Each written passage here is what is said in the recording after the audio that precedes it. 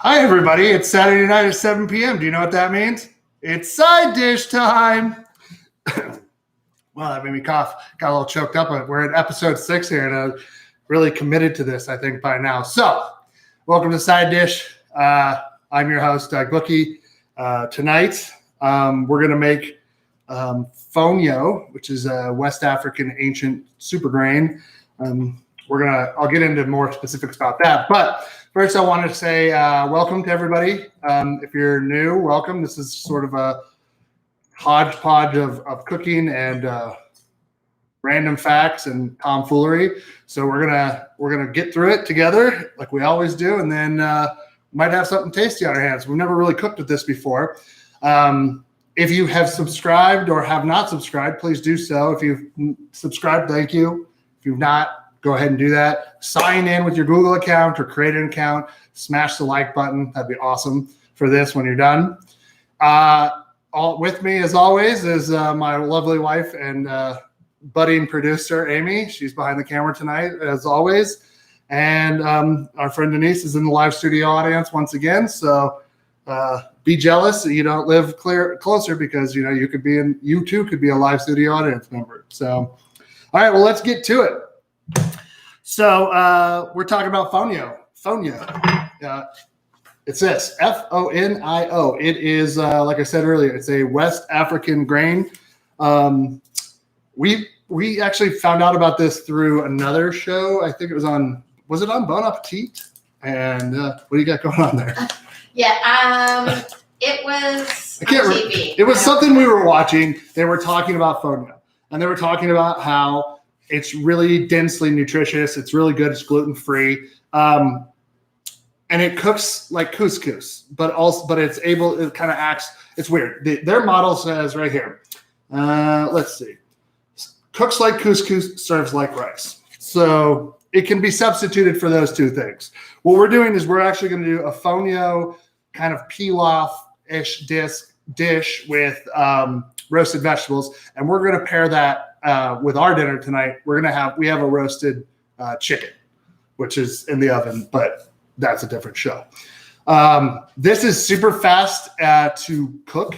It only takes maybe less than 10 minutes to do everything, because again, you boil water, you add this and let it cook, and then you fluff it at the end. Yes, Amy has a question from the audience. No, but full disclosure, we saw the show. I bought the fonio online. Yes. From Amazon, because I wasn't sure if we'd be able to find it here locally. Yeah. And COVID was like in full swing, nobody going out, and so I couldn't go to the store to look for it. So one of the advantages, you can get it online if you can't find it at your grocery. Right, and you can actually go to the Galele. I think that's how you pronounce that. It's got umlauts over the top of it. So I probably butchered that, but if somebody can tell me in the comments, I'm sure that I'm terrible at it. But you can go to their website. They have a ton of information about this. They also have some recipes. I actually am not using one of their recipes, but what I'm doing is just show the back side of the package. Can you see what it looks like on the back side? Oh no, show the bottom. It's very tiny, like grains of sand. That's how teeny tiny it is. So I'm going to make a double batch of this tonight. Typically, you're doing 1 cup of water to half cup of fonio, and you're bringing it to a boil, and then you turn it down to simmer for 1 minute, take it off the heat, cover it, and let it sit for 4. I mean, that's pretty simple. Probably your roasted vegetables are going to take longer than that. So I'm doing just what we have around for the vegetables. I already have some here. Hold on. Okay, ready now. I've got Brussels sprouts and some peppers and some carrots, broccoli, onion, and I think that's it. Yeah, and then all I've really done is just tossed it, and currently in olive oil and salt, pepper, and a little paprika. So, I mean, I got these nice. I had the top on carrots. I really like these ones, so they're nice. They're really good. So we're just going to peel one out. I'm just going to cut these things up so you can kind of see what's going on here. Are you going to feed that to the worms? Am I going to feed this to the worms? Yeah, I got a little bin of things here to hold, and then I'm in the middle. The worms are, like I said last week, they're still in the middle of their horizontal feeding. I fed them some watermelon rinds this week, so to really help them get to that side. And then probably either tomorrow or midweek, depending on when I decide to do it, I need to transfer the worms into a bucket, get them, and then sift out the worm castings and all that fun stuff. So I'm just putting that to the side. Throw it in our little container bin here.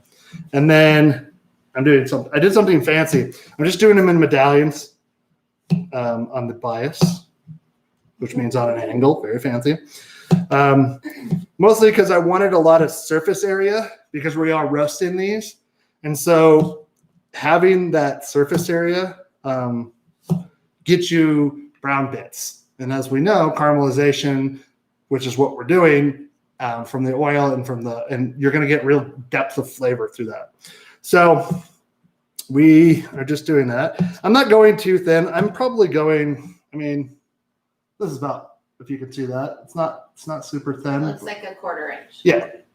So I'm just doing that. And then a little bit on the end, I am, Do we have how's everybody doing this week? It's been hot as all get out here in Reno, Sparks area. And we're on fire. And the hill Peavine is near us is on fire. So we got a lot of smoke in the air right now. Brussels sprouts. You can not boil these and they taste delicious. If you ever had Brussels sprouts as a kid and your mom just boiled the hell out of them and then you got gross, soggy, sort of mushy things, there's so much more to it now. So all I'm really doing is I'm splitting it in half. And then that way, when they get covered the olive oil and the spices, it's going to really, again, caramelize really good. I think that you should give props to Adriana for reintroducing us to Brussels That's sprouts true. done well. Yeah. Our friend Adriana Publico had Brussels sprouts one time, and she tossed them, and the salad dressing, sort of dressing that she had made for them, and they were amazing. So that's where we've been continuing to eat them sort of that way and that. And then I'm just taking broccoli as well. I've taken up the what the hell are these called? The heads, the florets. There we go. That's the proper word. Anyways, the florets, and I've cut them in, decent sizes. I want to just, again, get enough that they're not like crumbling, but at the same point they're got some depth to them and some oomph. I'm also not cutting out the middle here. That's a lot of flavor. I see like here's a piece inside that I've cut up. You don't have to get rid of the stalk. You can actually peel it so that the outer layers that are tougher you can get rid of those, or you can just take your knife and kind of shave them off that way. And then they're really tasty. There's a lot of nutrition in there, so you want to keep that. Yes. I think that's another myth from our childhood that you couldn't use the stalk part of broccoli or cauliflower. I think so. And you can't. Yeah. That's 100%. You gotta shave it down. Yeah. So I'm just gonna. That other thing. Oh, sorry. 2 cloves of garlic. I don't want a ton of garlic in here. I'm gonna roast it in there, so it's gonna get nice and caramelized and really sweeten up a lot over the time it's going to be in the oven. And then it's going to almost become pasty. If you've ever taken a clove of garlic and just cut it in half, put some olive oil on it, a little salt and pepper, and wrapped it in aluminum foil, after half an hour at like 350, it's first of all, your house smells amazing. And also it's just the stuff that comes out of there is not the same stuff that comes in there. The flavor mellows. It is jammy. It's super sweet, and it spreads really nicely. So you take a piece of crusty bread and with a hot butter and like on the hot bread and spread it on there. It's going to be the best garlic bread you've ever had. All right. So all I'm really doing is I'm just adding this to this, and I'm gonna add a little bit more olive oil because I just added a bunch of extra stuff into this. But I'm being generous with the olive oil here. And the reason why is because again, I want it to completely coat this because I want that oil to, I want it to basically kind of fry it a little bit. If your vegetables come out having a little bit of black spots on them, like char almost, that's fine because that means the rest of it is going to be really good and caramelized and stuff. And then I'm just adding, I've already added salt to this, so I'm just adding like a teeny tiny pinch for that. And then again, fresh black pepper. And then again, I got a little bit of smoked paprika. I've added just a teeny, come on. There we go. For that amount, that's fine. And then I'm going to toss this. And you want to toss like your vegetables early to get them really coated. But also, you want the salt to sort of help dissolve in the oil, the pepper to dissolve, the paprika. And it's going to activate sort of those flavors a little bit better. And you just let this sit. We're going to let it sit for about 5 minutes. And then we are going to just take a half sheet tray, put it with some aluminum foil, and then we're going to add it to the oven. Do you have a question? I want to tell everybody the pride that you have in being always able to cut the aluminum foil at just the right size. That's true. I have this superpower, and it's my only superpower, except for being incredibly charming and modestly handsome. And also modest too. But I have good spatial awareness apparently, in which I can do that. When it comes to foil. Yeah. I asked my wife, I asked Amy, what is this? How I could use this in my life to make me a better person? And she's like, you do it. The aluminum foil is perfect every time. So, that's basically, that's it. All right. So let's start on the fonio. So I'm going to pour, I got this bigger pot. So show that spoon and show the backside. So I learned on Pinterest that if you lay a wooden spoon across your water when it's boiling, it won't boil over. And I've come to find that is true. However, if your pot is on a burner that is too large, and the flames are licking up the side, that's what you get. You get burned. It's just a little, it doesn't affect it. It still works, but just a little wooden save. All right. Smelled a little woody in here. So, again, as we know, we're taking our dry measure, and I want to, maybe we can get a money shot here if we get. Yeah. Okay, do it. Yeah, because it really looks like sand. I could have been sold sand. Who knows? And I'm going to eat sand and you guys are going to laugh at me, but I think it's going to be all right. Let's hope that that's not the case. All right. So I'm a little bit mounded, we all know that Doug is not the most precise measure. But it's also not all the way up on the side. So we'll call it 1 cup. And again, that's what we're doing. So basically it's a cup of water to a half cup of fonio, 2 cups of water for 1 cup. And that's double what they. That's double what because, this is a thing to remember is that, are you not filming me here? Oh, I'm so sorry. I got distracted by somebody in the comments. That's okay. Doug is getting water, everyone. Yeah, but what I was going to say is that it's good hot or cold. So you could actually have this roasted vegetables and then, cool it down and have a nice kind of cool salad. I know it's not very exciting, but, what's all that calling out just for that. Yeah, well, I'm not going to lie to you, everybody. It literally looks like I poured water on a bunch of sand. And let's see. It's. Oh, yeah. We'll see. Even is acting like sand. Sure it is. This is going to be a learning experience. Sure is. All right, here we go. So, as it says, instructions, bring to a boil and cover. So let's get a lid. Let's get a lid. Look at our nicely organized pantry. Yeah. Right now it's nicely organized. We're going to paint in there soon. That is not the right size, but it'll do for now, unless I have another one. There is the right size one is in there. You need to keep looking. No. Well, look where No, that's fine. Doesn't matter. think Use what you got, right? Yep. All right. So put a plate over it. let's put this on here, and Okay,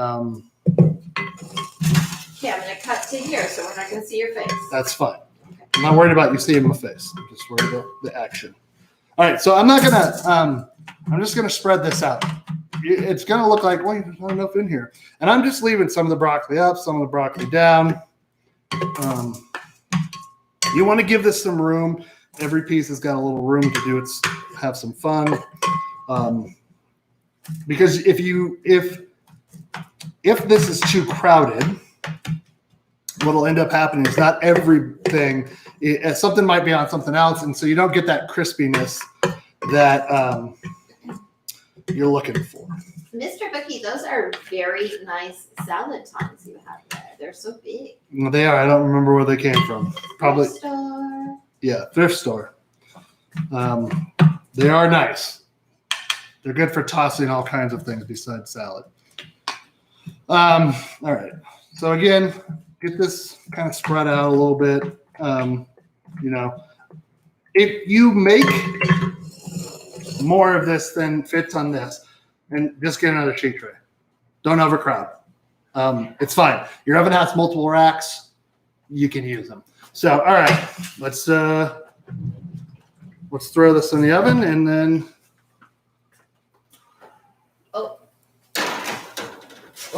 through the magic of TV. So, what I'm actually going to do, they're a little crispy, See that? but That's good. it's going to be good because it's going to be real good. And I'm actually going to take this, and aluminum foil pulls down quickly, if you didn't know. Also, Doug has asbestos fingers. That's the other thing, if you didn't know. And I'm just going to throw them back in this bowl. As much as will come off of there. I want this stuff that's on here. It's crispy and delicious, and it's going to be real good. All right. So I don't know how this is going to turn out. Roasted vegetables are one of those things that you should probably be eating more, especially roasted root vegetables. They are super dense in vitamins and minerals. Again, we, as in the United States at least, we eat the same 5 or 6 things vegetable-wise over and over and over again. Even stuff that in the winter that is out of season, it's flown in from somewhere else, and you're going to get you're just not going to get the freshest flavor out of it. That traveling makes it less nutrient rich. Exactly. So you're not getting these nutrient dense vegetables, and you're not getting that. So we have a full amount of vegetables in the world here that are. I'm just tossing this in the remaining liquid that's in the bottom, and then what I'm going to do is keep this bowl here, and when that's done, I'm going to actually. Well, that one boiled fast. Oh, this stuff is crazy. I mean, it doesn't look like sand anymore. It kind of looks like porridge. Oh. Can you show us? Or it won't run it? No. I just let me check the instructions to make sure I don't do anything weird here. Okay. So you were going to add tomato, but we didn't have any tomato. So Yeah. the suggestion was stewed tomatoes. You could add that, but you wanted to roast. You want the fresh. I wanted the freshness of the tomatoes because again, the caramelization is going to bring out the sweetness in it. It's going to cut down on the acidity. So I got this turned way down to a simmer. I'll show you real quick what it looks like. But yeah, I mean, that's crazy. Oh, that is. Now it looks like what's in. Yeah, now it looks like what? Okay, so I'm going to let it cook. We got 1 minute on the clock, everybody. Here we go. Let that do its thing. So someone is asking, how do you shop for in-season stuff? Okay, so the best thing to do is familiarize yourself with your region of the world and look at, and I mean, hopefully everybody's got the internet to do some research and figure out root vegetables, squash, look at what cold weather things are. Broccoli comes out and usually will come out, a big crop of it will come out in the fall because it's cold tolerant. You can have lettuces and things that are cold tolerant as long as you kind of have a cold frame. Even in the coldest places with that cold frame, they'll last throughout the winter, and you can have fresh veg that way. But any butter, like a butternut squash or pumpkin or acorn squash, those are winter gourds, and those gourds, they're growing into October, late October, and then they're used to basically they're used to they harden off. So so they harden off, and then their outer shell is very thick, so they can last all the way through the winter. Potatoes, if you store them correctly in straw or whatever in a cold sort of a almost quote unquote mock root cellar in your garage or something like that, they'll last throughout that. Carrots, turnips, parsnips, rutabaga, beets. And for those who hate beets in the world, and I'm talking to one person in particular, I'm not advocating for beets. All I'm saying is it is a winter vegetable. So I also suggested shopping your farmers markets for more ideas, seeing what's in That's a great idea.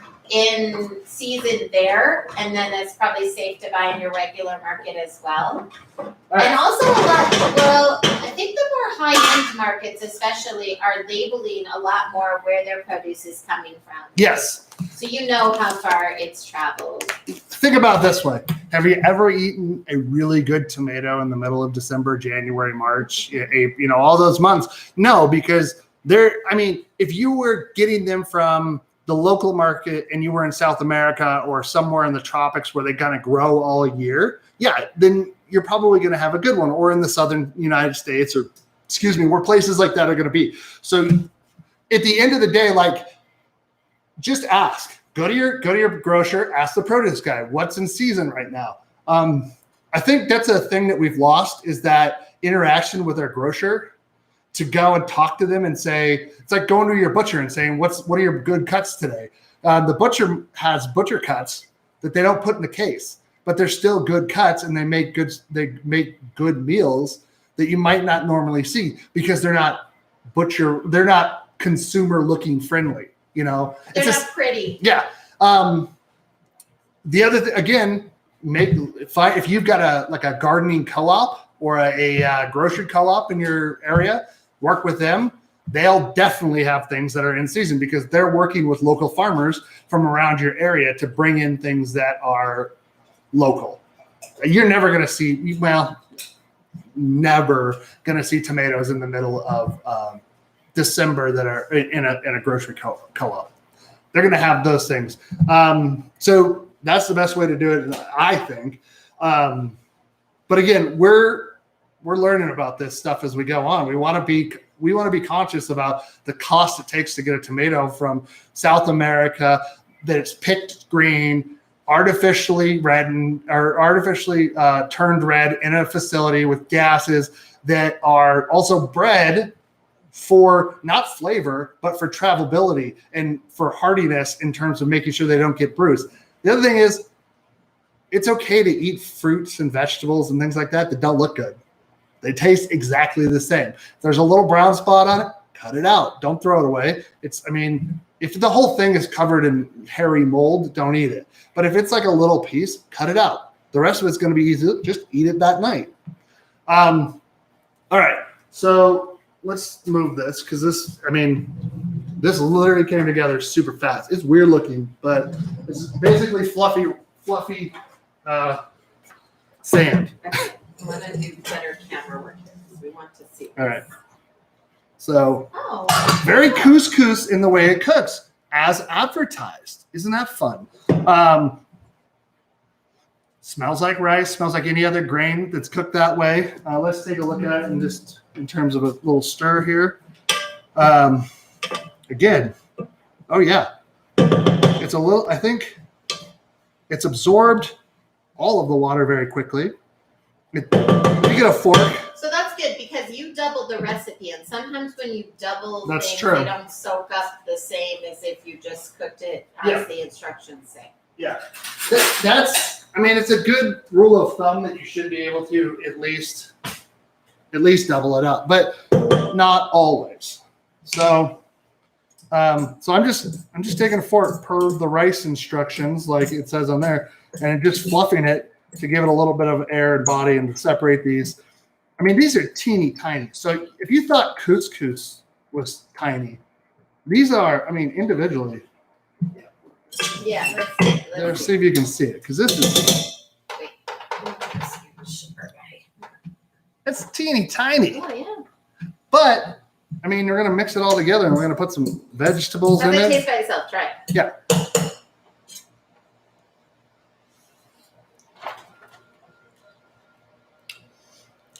It would benefit salt and pepper, definitely. But it's nutty.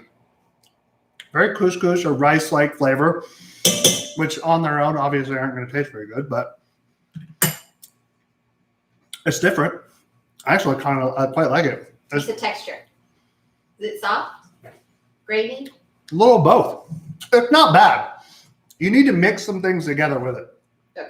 I don't think you can eat any grain or rice or couscous or anything. Whoa, that was got a little suction from the heat condensation. I was like, okay. So People have been asking for more dancing, so there you go. who's it? Nobody. This is a dance show. Does Fonio go by any other name? Not to my knowledge. I don't think so. I mean, it was the research I did. No, it's just called Fonio. Or I mean, and Fonio. I believe that's how they pronounced it on the show we were watching. It was. So I just want to point out that if they got it wrong, that's why I'm getting it wrong. No, the West African guy that was making it pronounced it that Oh, way. that's right. It was a West African guy. But this is legit. So this has been in West Africa. Has been made for thousands of years and harvested. That's fine. And thousands of years. It was according to what I was reading, it's served to highly revered guests. It's good for diabetics. It's good for gluten-free people because it's gluten-free. It's super nutrient dense. And you know, we're just tossing it here with the vegetables and what I put into the oven when they're done. So I think what I'm going to do, because, you know, it's my prerogative. Whoops. Well, that's a lot. This counter's clean. I'm going to take and put a little bit of butter and salt and pepper in here. I'm going to taste it now that I've added the vegetables first. Because we've added something to something else that already was seasoned, and we want to make sure that we season it. Or check for seasoning. All right. Very sticky. You can actually, there's a recipe I saw where the person took and made fonio balls and then had a peanut sauce. And then another recipe I saw was like dates and brock. I think it was dates and it had peanuts. So this sounds like it pairs well with peanuts. I actually thought about we have some peanuts and chopping them up and then just kind of toasting them real good. So it's also called hungry rice, hungry millet, afio, pini, fundi millet, hungry coos. It has lots of names. It definitely needs salt. Because, I mean, Thanks, Denise. it definitely needs salt and pepper. And then what I'm going to do, I'm going to zhuzh it up. There's that word again. Nobody ever told me how it's spelled, though. Is I'm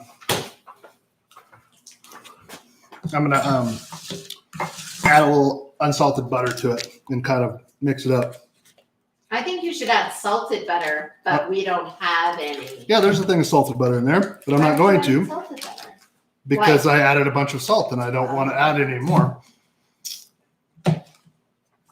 Salted butter, in my opinion, is good for when you're using salted butter by itself on toast, bagels, things like that you want it to taste good.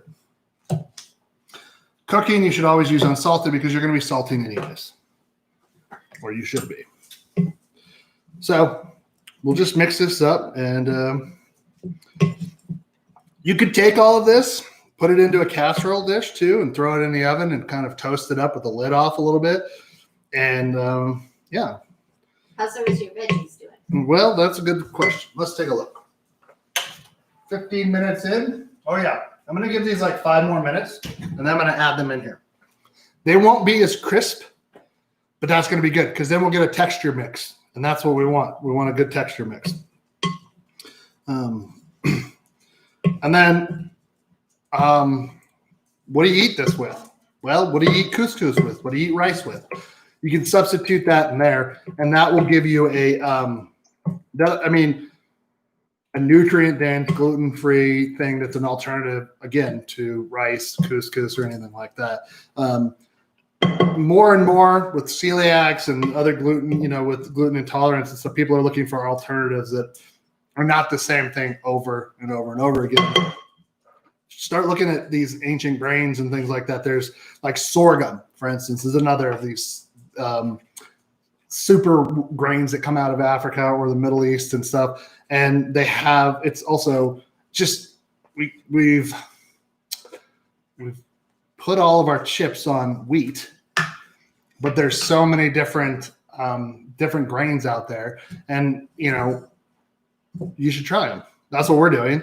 We're also trying to look outside of the United States for different meals in terms of like, there's a big world. So this was one that came up and we were like, oh yeah, this sounds like we'll do something we should do. I am a meat eater, so I do think that like this with half a chicken breast for lunches, easily packable lunch that you can make ahead of time would. And then microwaves this.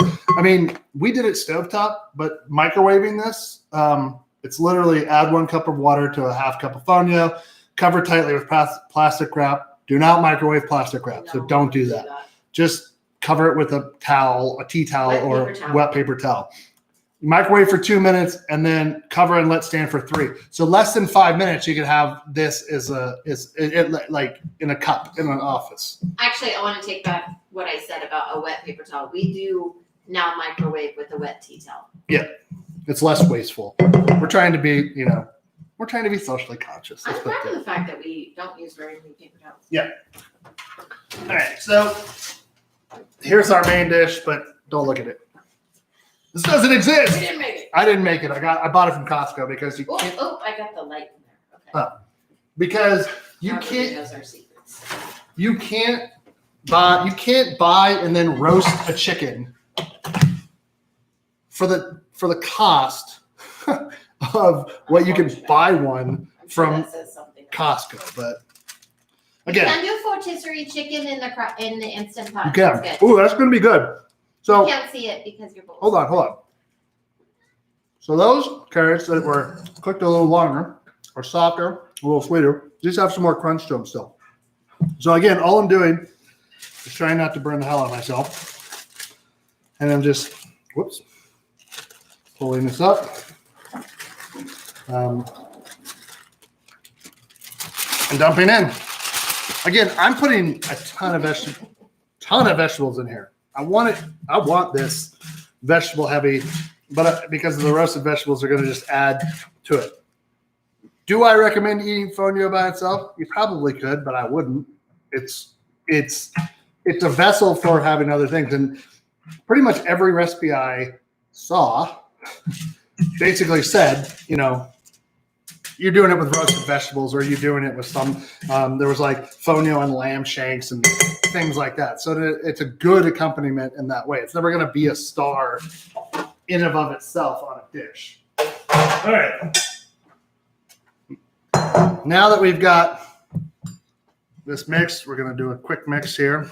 It's going to help. Oh my gosh, Doug, look at that adorable bowl you're going to put this in. Yep, it's Pyrex, if you don't know. Do you know what pattern it is? No, I don't have any idea what that is. Does our studio audience or anyone online know what pattern it is? Yeah, are you anybody out there a Pyrex fan? I did until you asked. I think is it Town and Country? Yeah. Town and Country. Okay. If you don't know, there's the wonderful world of Pyrex out in the world, and it's highly collectible right now. And so, okay. It looks amazing. Let's get it closer. Let me get a little cleaner look here. And I'm going to do a little taste again just to. That is, Doug is looking at Jack, who's throwing himself up against the wall. Yeah. Oh, yeah. Basketball. Salt, pepper. That's good. You want a little taste of this? Yeah. Thank you, sir. Yep. Again, throw it in the oven. Let it crisp up a little bit. You could take this. It's really packable. So much like wet sand. It's probably not a really great endorsement for Fonio, but I like the salt and the pepper and the paprika. The paprika comes through just a little bit at the end. It's smoky paprika. It's not the Hungarian sweet. So you kind of get a good depth of flavor. Charred bits on all the vegetables. So there you go. Fonio, make it at home. Order it on Amazon or wherever you can get it. If you can get it locally, try that. I did it. I kept it under an hour. I kept it even under 40 minutes today. Yeah, you're amazing. But this proves that you can try something kind of exotic. If you prep your vegetables beforehand, you could be getting the rest of your dinner ready, having your vegetables, roasting in the oven, do your fonio at the end, and have everything come out, and you could do it in an hour. And that's what we're looking for, right? Fast meals that come out and a good, healthy side dish on set. Once again, I want to thank everybody who's been really supportive of this, who's come and watched, who's given me comments on the side or anything. I do hope that you will subscribe if you like it. If you don't, well, I can't do anything about that. Maybe I'll do better next time, and that'll make you subscribe. If you got friends and family who you think would enjoy this, we go live every Saturday night at 7 p.m. And be kind to everybody. Be loyal and do something nice for somebody else. Oh yeah, and wear your mask. It's for the betterment of everybody. Help us out. It's a weird world out there, and masks can help everybody else out. So that's me from my pulpit. But wear your mask. Anyways, be kind, be loyal, and thank you for watching.